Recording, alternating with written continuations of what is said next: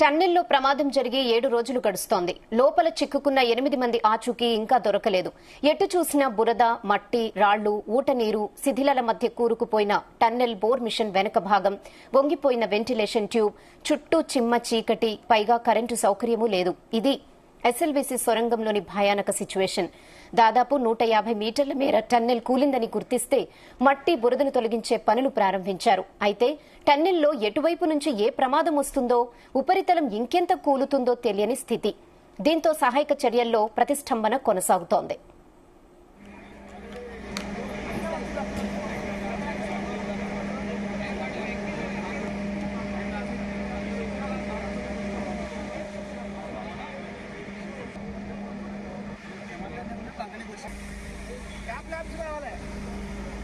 టన్నెల్లో ప్రమాదం జరిగి 7 రోజులు గడుస్తోంది.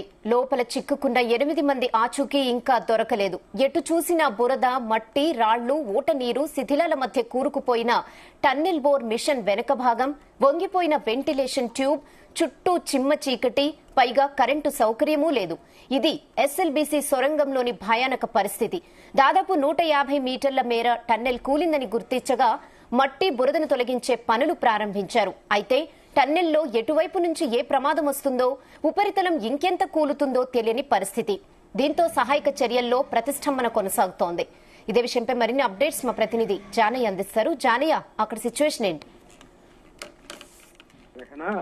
ఎస్ఎల్బీసీ సొరంగ మార్గంలో ప్రమాదం జరిగి దాదాపుగా 7 రోజులు కావస్తుంది. ఈ 7 రోజులుగా కూడా సహాయక చర్యలైతే కొనసాగుతున్నప్పటికీ లోపల ప్రమాదం జరిగిన సమయంలో లోపల చిక్కుతున్నటువంటి 8 మంది జాడ మాత్రం ఇప్పటికీ తెలియాల్సి ఉంది. ఈ ప్రమాదానికి సంబంధించి చేపట్టినటువంటి సహాయక చర్యలకు రోజుకొక ఆటంకం అడ్డుపడుతుండటంతో సహాయక చర్యల్లో కొంత నిరాశ, ఏదైతే రెస్క్యూ టీం సభ్యులకు కొంత నిరాశకు గురవుతున్న పరిస్థితి. దీంతో పాటు లోపల ఆ ప్రమాదం జరిగిన చోటు ఏదైతే ఉందో అక్కడ ఉన్నటువంటి ఆ భయానకమైనటువంటి ఆ సిచ్యువేషన్ చూసి కూడా సహాయక బృందాలు కూడా కొంత భయపడుతున్న పరిస్థితి. ఈ నేపథ్యంలో అక్కడ సహాయక చర్యలు కొంచెం కొంచెంగా ప్రస్తుతం అయితే నిన్న నుంచి కొంచెంగా మొదలు పెట్టడం జరిగింది. అందులో భాగంగానే ఏదైతే ప్రధాన అడ్డంకిగా ఉన్నటువంటి నీరు, బురద, రాళ్లు, వీటిని మాత్రం మొదటగా తొలగిస్తున్నారు. దాంతో పాటు ఇటు పీబీఎం మిషన్, ధ్వంసమైనటువంటి పీబీఎం మిషన్ కి సంబంధించి కూడా పార్ట్స్, వాటిని ఆ పీబీఎం మిషన్ ని ఒకేసారి తీసే పరిస్థితి అయితే లేకపోవడంతో దాన్ని గ్యాస్ కట్టర్ల సాయంతో ముక్కలుగా చేస్తూ వాటిని బయటికి తీసే ప్రయత్నం అయితే కొనసాగుతుంది.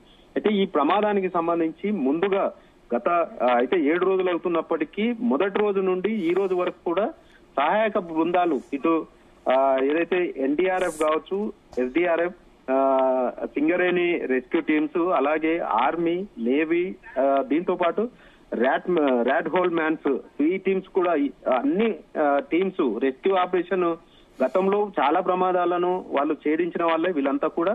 అయినా కూడా ఇక్కడ జరిగినటువంటి ఈ టన్నెల్లో జరిగినటువంటి ఈ ప్రమాదాన్ని మాత్రం చూసిన తర్వాత ఇక్కడ సహాయక చర్యలు చేపట్టేందుకు మాత్రం వాళ్ళు కొంత వెనుకడుగు వేస్తున్న పరిస్థితి. ఎందుకంటే అక్కడ ఉన్నటువంటి ఆ శిథిలాలను తొలగిస్తే ఉపరితలం నుంచి కూడా మళ్లీ కూలే ప్రమాదం ఉన్న నేపథ్యంలో ఆ సహాయక చర్యలు చేపట్టేందుకు కూడా కొంత ఇబ్బందులు ఎదురవుతున్న పరిస్థితి. దీనికి తోడు ఏదైతే ఈ ప్రమాదానికి గల ముఖ్య కారణమైనటువంటి నీటి ఊట ఏదైతే ఉందో ఆ నీటి ఊటకు సంబంధించి కూడా అది అలాగే కొనసాగుతున్న పరిస్థితి. ఈ నేపథ్యంలో ఇటు నీరు దాదాపుగా 11 కిలోమీటర్ వరకు కూడా 5 రోజుల పాటు కొనసాగడం, ఆ నీటిని బయటికి తోడేందుకు కూడా ప్రత్యేకంగా మోటార్లను ఇప్పుడు ప్రస్తుతం కూడా 100 HP మోటార్స్ ను బిగించి ఆ నీటిని కూడా బయటికి తీస్తున్న పరిస్థితి.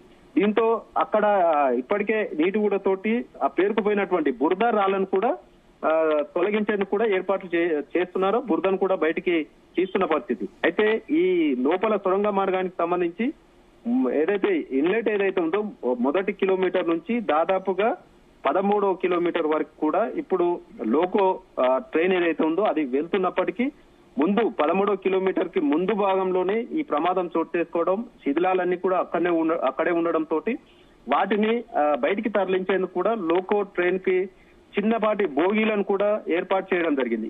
ఈ బోగీల ద్వారా అక్కడ శిథిలాలను బయటికి తరలించే ప్రయత్నం చేస్తున్నారు. అయితే ఇక్కడ కూడా మరో అడ్డంకి, ఈ సహాయక బృందాలకు కూడా మరో అడ్డంకి ఏర్పడుతుంది. ఎందుకంటే లోకో ట్రైన్ ఏదైతే ఉందో అది ప్రమాద స్థలి వరకు కూడా వచ్చే పరిస్థితి లేకపోవడం, దాదాపుగా 300 నుంచి 400 మీటర్ల వరకు ప్రమాద స్థలికి దూరం మాత్రమే ఈ లోకో ట్రైన్ ఉండడం తోటి ఇప్పుడు ముఖ్యంగా అక్కడ ధ్వంసమైనటువంటి పీబీఎం మిషన్ ఏదైతే ఉందో దాన్ని గ్యాస్ కట్టర్ల ద్వారా ఏదైతే రైల్వే శాఖకు సంబంధించినటువంటి ఎక్స్పర్ట్ ని ఇంజనీర్లను కూడా అక్కడికి పిలిపించడం జరిగింది. వారంతా కూడా నిన్న మధ్యాహ్నం నుంచి కూడా ఈ పనులు చేపట్టడం జరిగింది. పీబీఎం మిషన్ కి సంబంధించినటువంటి ధ్వంసమైనటువంటి ఆ మిషన్ భాగాలను మాత్రం ముక్కలుగా చేసేందుకు గ్యాస్ కట్టర్లను వినియోగిస్తున్నారు. ఆ గ్యాస్ కట్టర్ల ద్వారా ఆ ముక్కలని చేసిన తర్వాత సిబ్బంది స్వయంగా వాటిని తీసుకొచ్చి లోకో ట్రైన్ లో ఉన్నటువంటి ట్రైన్ కి సంబంధించి ఉన్నటువంటి బోగిలలో వేసి బయటికి పంపించేందుకు కూడా ఏర్పాటు చేస్తున్నారు.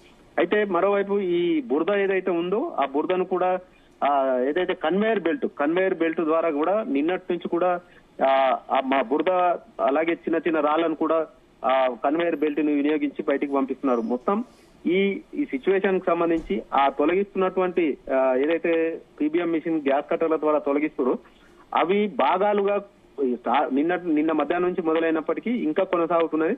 అవి కదిలిస్తే మాత్రం మళ్లీ పైనుంచి అది కూలే ప్రమాదం ఉన్న నేపథ్యంలో ఇటు దానికి తగ్గట్టుగా కూడా నిపుణుల సలహాలు సూచనలతోటి అక్కడ జియోగ్రఫీకి సంబంధించి కానీ ఇటు ముఖ్యంగా బార్డర్ రోడ్స్ ఆర్గనైజేషన్ వీరి టెక్నాలజీ తోటి ముందుకు సాగుతున్న పరిస్థితి ఉంది. దీంతో పాటు ఇటు సింగరేణికి సంబంధించి సింగరేణి రెస్క్యూ ఆపరేషన్స్ ఎక్కువగా కూడా అంటే టన్నల్ సొరంగ మార్గంలోనే ఉంటాయి కాబట్టి వాళ్ళను కూడా ఇంకో అదనంగా 200 మందిని కూడా అక్కడికి రప్పించే ప్రయత్నం చేస్తున్నారు.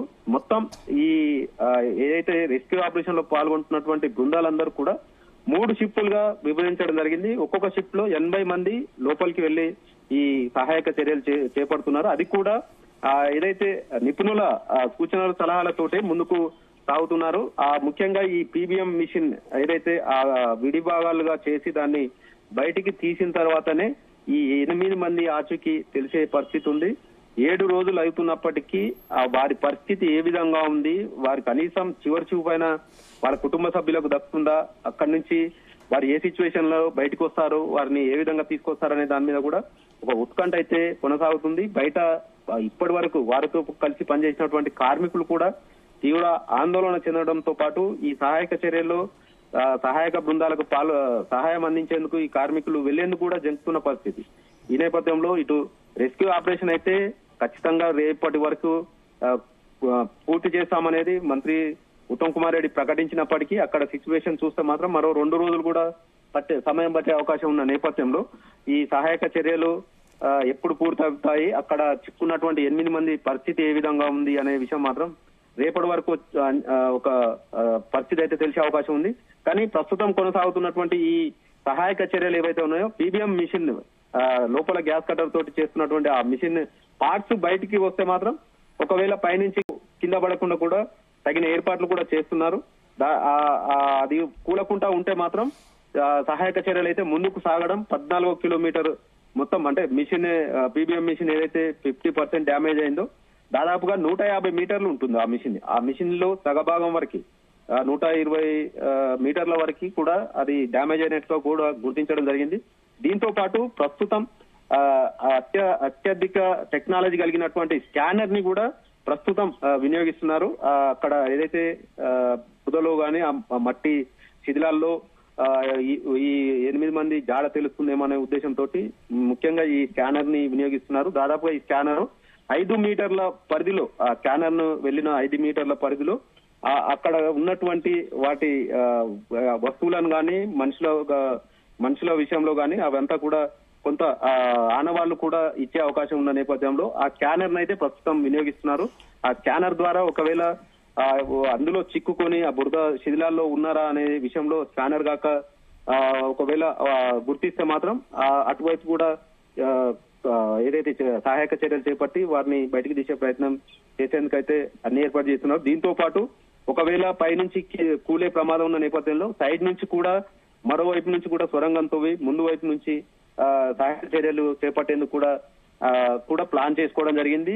ఇదంతా కూడా సహాయక చర్యలను ఎట్టి పరిస్థితుల్లో 2 రోజుల్లో పూర్తి చేయాలనేది మాత్రం ఇటు బృందాలు కూడా గత 7 రోజుల నుంచి కొనసాగిస్తున్నప్పటికీ ఖచ్చితంగా దీన్ని పూర్తి చేసే తీరుతామంటూ కూడా ఈ సహాయక బృందాలు రెస్క్యూ ఆపరేషన్ నిర్వహిస్తున్నటువంటి బృందాలు కూడా చెప్తున్న పరిస్థితి అవుతుంది. మొత్తానికి 7 రోజులు గడుస్తున్న 8 మంది చిక్కున్న వారి ఆచూకీ మాత్రం నేటికి కూడా లభించకపోవడంతో తోటి కార్మికులతో పాటు అందులో చిక్కున్నటువంటి కుటుంబ సభ్యులు కూడా తీవ్ర ఆందోళన వ్యక్తం చేస్తున్న పరిస్థితి అయితే ప్రస్తుతం కనబడుతుంది. Okay Janaiah, thanks for updates.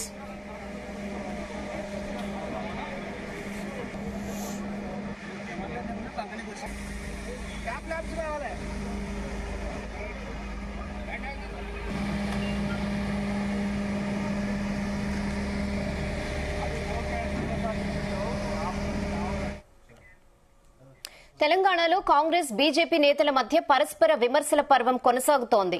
పలు ప్రాజెక్టుల అంశమై ముఖ్యమంత్రి రేవంత్ రెడ్డికి కేంద్ర మంత్రి కిషన్ రెడ్డి సవాల్ విసిరారు. ఈ నేపథ్యంలోనే కిషన్ రెడ్డికి కౌంటర్ ఇస్తూ తాజాగా సీఎం రేవంత్ రెడ్డి 9 పేజీల బహిరంగ లేఖను రిలీజ్ చేశారు. RRR, Musi, metro phase 2, Hyderabad sewerage, Warangal under ground sewerage కోసం ఎన్నిసార్లు కేంద్ర మంత్రులను అధికారులను కలిసినా ఉపయోగం లేదన్నారు. మేము సిస్టమ్ ఫాలో అయ్యాం, కానీ కేంద్రమే పక్కన పెట్టింది అంటూ ఘాటు విమర్శలు చేశారు సీఎం రేవంత్ రెడ్డి.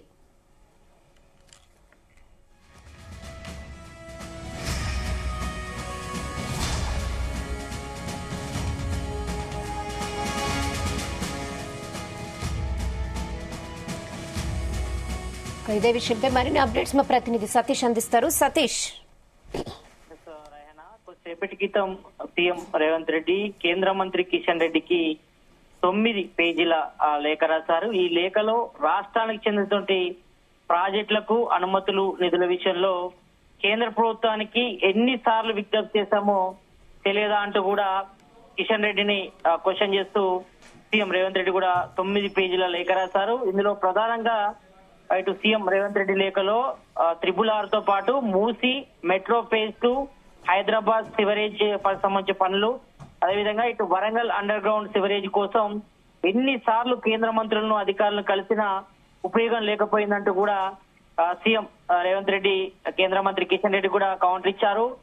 ఇప్పటికే మనం చూస్తే మాత్రం సీఎం రేవంత్ రెడ్డి పలుమార్లు ఢిల్లీ వెళ్లినప్పుడు కూడా ప్రధాని నరేంద్ర మోడీ తో పాటు పలువురు కేంద్ర మంత్రులు కూడా కలిసి రాష్ట్రానికి రావాల్సినటువంటి నిధులు, గ్రాంట్ సంబంధించి కూడా పలుమార్లు విజ్ఞప్తి కూడా చేశారు. మొన్నటికి మొన్న ప్రధాని నరేంద్ర మోడీ కూడా కలిసి ఇటు RRR సంబంధించి కానీ, ఇటు మూసీ, మెట్రో ఫేజ్ 2 సంబంధించి కూడా నిధులు కూడా రిలీజ్ చేయాలని కూడా ఆయన కోరడం జరిగింది. మరి దీనిపై కూడా ఇప్పటికీ కేంద్ర మంత్రులు కూడా ఎవరు కూడా స్పందించలేదు. మరి మేము సిస్టమ్ ఫాలో అవుతుండే మాత్రం కేంద్రమే పక్కకు పెట్టిందంటూ కూడా ఘాటు విమర్శలు చేశారు సీఎం రేవంత్ రెడ్డి. మరి ఒకవైపు 2 రోజుల క్రితం కేంద్ర మంత్రి పరువులను కలిసాను కూడా, మరి ప్రధాని నరేంద్ర మోడీ కూడా సమావేశం అయినా కూడా మరి హైదరాబాద్ లో ఇటు మెట్రో 2వ దశ ప్రయాణాలు కూడా కేంద్ర కేబినెట్ వద్ద కూడా వెళ్లకుండా కిషన్ రెడ్డి అడ్డుకున్నారని కూడా మరి సీఎం రేవంత్ రెడ్డి కిషన్ రెడ్డిపై కూడా పలు ఆరోపణలు చేశారు. మరి తన మిత్రుడు కేసీఆర్ 10 ఏళ్లలో చేయని పని ఇప్పుడు చేస్తే రేవంత్ రెడ్డికి పేరు వస్తుందని కూడా ఇటు కిషన్ రెడ్డిని ఉద్దేశిస్తూ కూడా సీఎం రేవంత్ రెడ్డి కూడా పలు విమర్శలు కూడా చేయడం జరిగింది. అయితే రాష్ట్ర ప్రయాణాల కంటే పేరు ముఖ్యం కాదంటూ కూడా మరి సీఎం రేవంత్ రెడ్డి కిషన్ రెడ్డిపై కూడా ఆరోపణలు చేశారు. మరి ఊరూరా ప్రచారం చేస్తూ సన్మానిస్తామని కూడా చెప్పారు. మరి రాష్ట్రానికి నిధులు తేవాల్సిన విషయంలో మాత్రం 2 కేంద్ర మంత్రులు ఉండి 8 మంది ఎంపీలుగా ఉండి కూడా మాత్రం ఇంతవరకు రాష్ట్ర ప్రభుత్వానికి ప్రయోజనం చేకూర్చిన విషయంలో మాత్రం 8 మంది ఎంపీలు, మరి అందులో 2 కేంద్ర మంత్రులు ఉన్నారు. ఇటు బండి సంజయ్ గాని, కిషన్ రెడ్డి గాని మరి రాష్ట్రానికి నిధులు తేవడంలో మాత్రం 2 ఫెయిల్ అయ్యారంటూ కూడా చెప్పడం జరిగింది. మరి మొన్న కేంద్ర బడ్జెట్ లో కూడా రాష్ట్రానికి గుండె సున్నా వచ్చింది. మరి ఎక్కడ కూడా నిధులు తేవడంలో మాత్రం 8 మంది ఎంపీలు గాని, 2 కేంద్ర మంత్రులు గాని తీవ్రంగా చర్చ కూడా దారితీసింది. మరి ఎటువంటి నిధులు తేకపోవడం, మరి బాధ్యత తీసుకోవాల్సిన అవసరం కేంద్ర మంత్రులు ఉన్నటువంటి కిషన్ రెడ్డి, బండి సంజయ్ కి లేదా అంటూ కూడా మరి సీఎం రేవంత్ రెడ్డి వాళ్ళిద్దరిని కూడా క్వశ్చన్ చేస్తూ ఈ 9 పేజీలో కూడా ఆయన చెప్పడం జరిగింది. మరి ఇక్కడ బాధ్యత తీసుకోకపోతే మాత్రం వాళ్ళు గుజరాత్ కో లేకపోతే ఇతర రాష్ట్రానికో వెళ్లిపోవాలంటూ కూడా మరి ఆయన క్వశ్చన్ రేజ్ చేయడం జరిగింది. మరి తెలంగాణ వారికి తిండి దండగా అంటూ కూడా ఆయన సంచలన ఆరోపణలు చేశారు. ఇటు బండి సంజయ్ అదేవిధంగా కిషన్ రెడ్డిని ఉద్దేశిస్తూ మరి ఈ నేపథ్యంలో మరి కేంద్ర మంత్రి కూడా కిషన్ రెడ్డి కూడా సవాల్ విసిరారు. మరి ముఖ్యమంత్రి రేవంత్ రెడ్డి చేసినటువంటి మాటలు కూడా మరి భయపడబోమంటూ కూడా మరి కేంద్ర మంత్రి కిషన్ రెడ్డి కూడా కౌంటర్ కూడా దాఖలు చేశారు. మరి ఈ నేపథ్యంలో మరి ఇప్పటికే పలుమార్లు మరి కేంద్ర ప్రభుత్వం సంబంధించి మంత్రులు గాని మరి ప్రధాని నరేంద్ర మోదీని కలిసినా కూడా మన రాష్ట్రానికి నిధులు తేవాల్సిన విషయంలో మాత్రం కేంద్ర మంత్రులు సైలెంట్ గా ఉండడం కూడా ఇది రాష్ట్రానికి పెద్ద తీవ్ర నష్టం కూడా తీసుకొస్తుంది. కాబట్టి మరి ఈ విషయంపై కూడా వెంటనే బండి సంజయ్ అదేవిధంగా కేంద్ర మంత్రి కిషన్ రెడ్డి కూడా స్పందించి మన రాష్ట్రానికి రావాల్సిన నిధులు కూడా వెంటనే రిలీజ్ చేసే విధంగా చర్యలు తీసుకోవాలి. ఎందుకంటే పెండింగ్ నిధులతో రాష్ట్ర అభివృద్ధి కూడా కొంతవరకు కుట్టుపడుతుంది కాబట్టి మరి కేంద్రం నుంచి రావాల్సిన నిధులు కూడా రావాలి. ఎందుకంటే రాష్ట్రం నుంచి దాదాపు 48,000 కోట్లు కూడా